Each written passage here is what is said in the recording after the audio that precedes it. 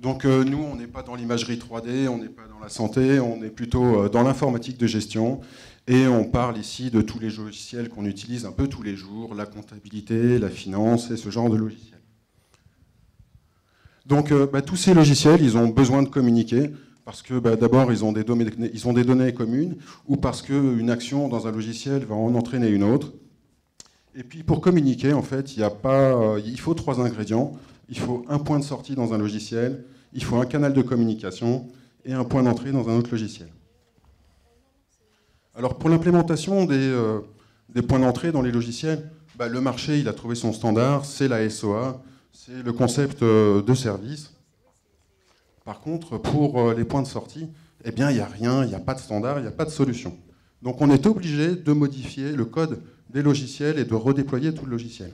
Alors vous comprendrez que sur certains logiciels, du coup, c'est assez difficile d'obtenir des points de sortie. Alors sans point de sortie, bien évidemment, on peut quand même faire communiquer des logiciels. Alors c'est ce qu'on utilise le plus souvent comme usage, c'est celui qui a besoin de l'information, eh bien, il va aller la chercher, il va solliciter le logiciel source, mais ça a un effet pervers, c'est que ça stresse les logiciels sources. Alors nous, on a créé une solution pour créer des points de sortie dans n'importe quel logiciel sans avoir besoin ni de l'adapter ni de le réinstaller. Et nous, c'est la société ITER. Donc on est une start-up nantaise, on est spécialisé dans l'informatique de gestion et particulièrement dans tout ce qui est communication entre les logiciels.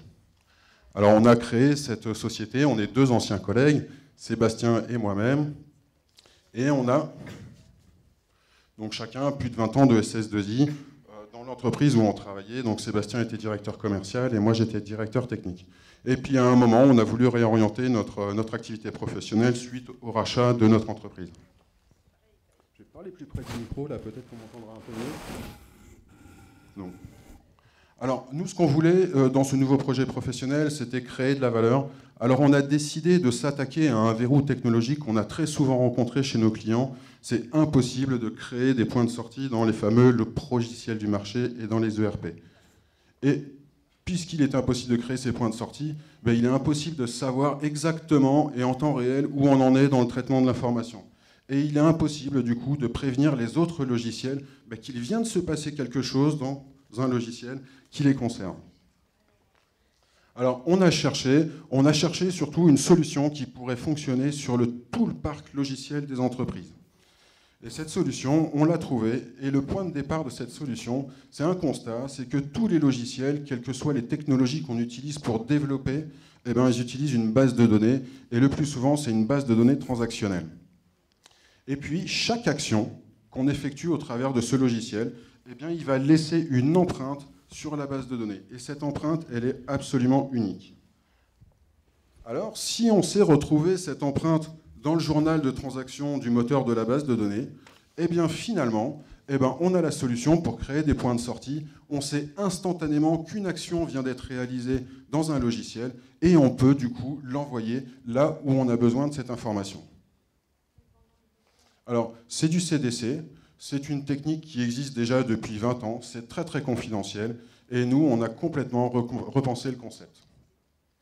Alors pour ça, on a mis au point un programme de R&D. Ce programme de R&D s'appelle ESA.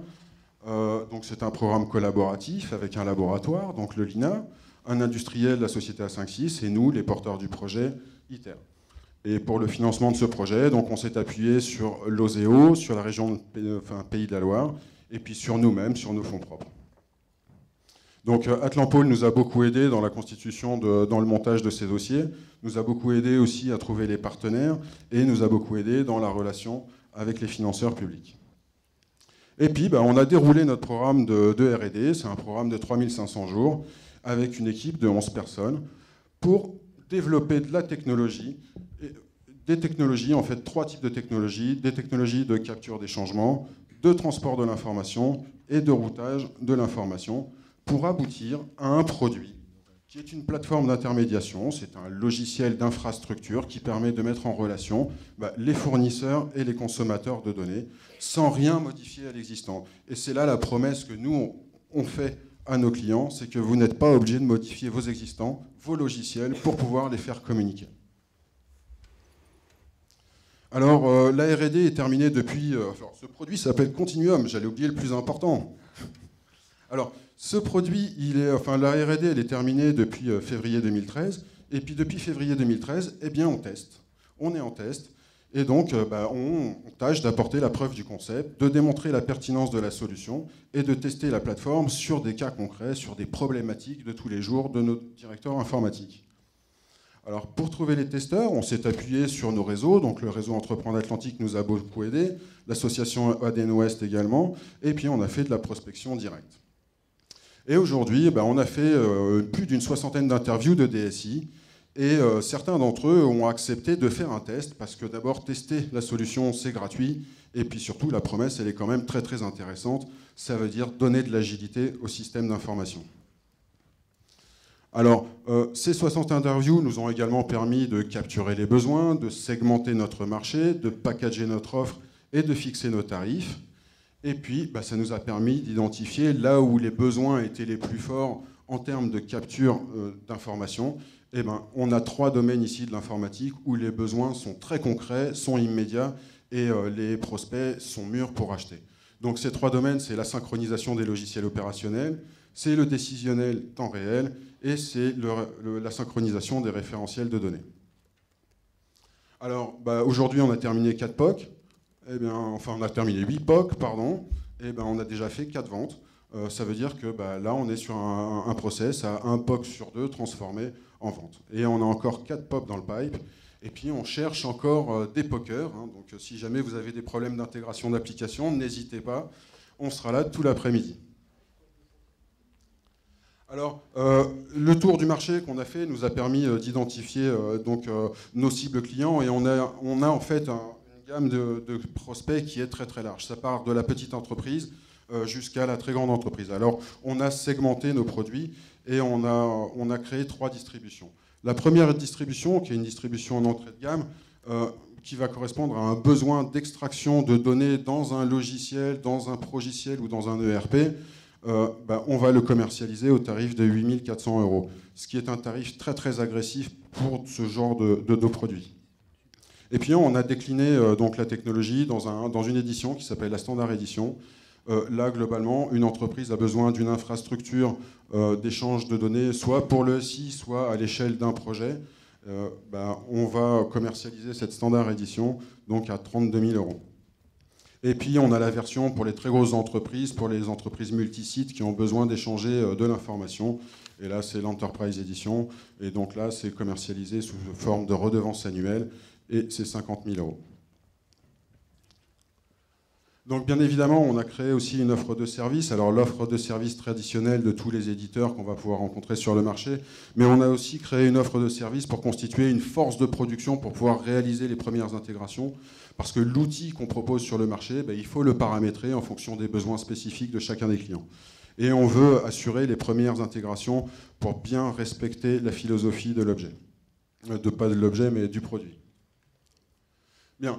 Comme on ne voulait absolument pas que le prix soit un frein au déploiement de cette technologie, parce qu'il faut l'accompagner, le déploiement de cette technologie, parce que là, il y a une rupture par rapport aux usages, on a créé un programme spécial qui s'appelle Early Adopter, et globalement, c'est un tarif qui va défier toute concurrence. Et donc, dans le cadre du programme Early Adopter, qui va durer 6 mois, on va distribuer la Standard Edition au tarif de 13 000 € au lieu de 32 000 €. Notre ambition, c'est de faire en sorte que la technologie CDC puisse être déployée. Dans les 60 interviews qu'on a fait de DSI, donc des DSI, des professionnels de l'informatique, on n'en a rencontré que 2 qui connaissaient le CDC. Je vais vous laisser conclure. Alors, je vais conclure. L'objectif, c'est de prendre bien évidemment des parts de marché.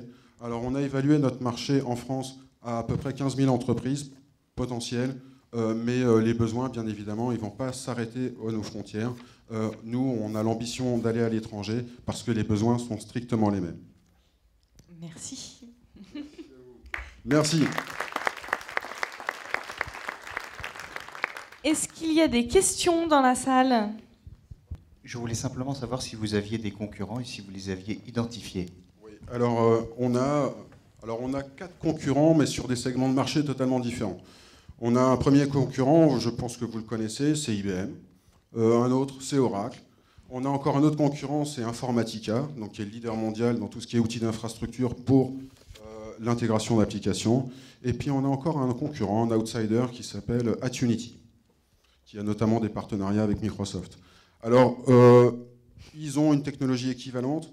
Maintenant, je ne pense pas qu'on puisse les considérer encore aujourd'hui comme des concurrents, puisque eux, quand ils vendent leurs solutions, donc ils ont une cotation, bien évidemment, au nombre de processeurs de toute l'infrastructure d'échange. Le plus bas des prix publics, c'est Oracle, c'est 16 000 € par processeur, sachant que si vous voulez faire dialoguer au moins 2 applications qui sont sur 2 machines différentes, vous avez un minimum de 12 processeurs déjà.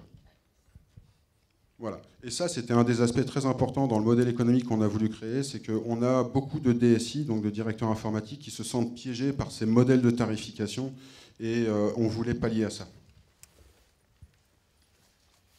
Super, merci. D'autres questions? Non? Bon, bah écoutez. Merci beaucoup. Merci.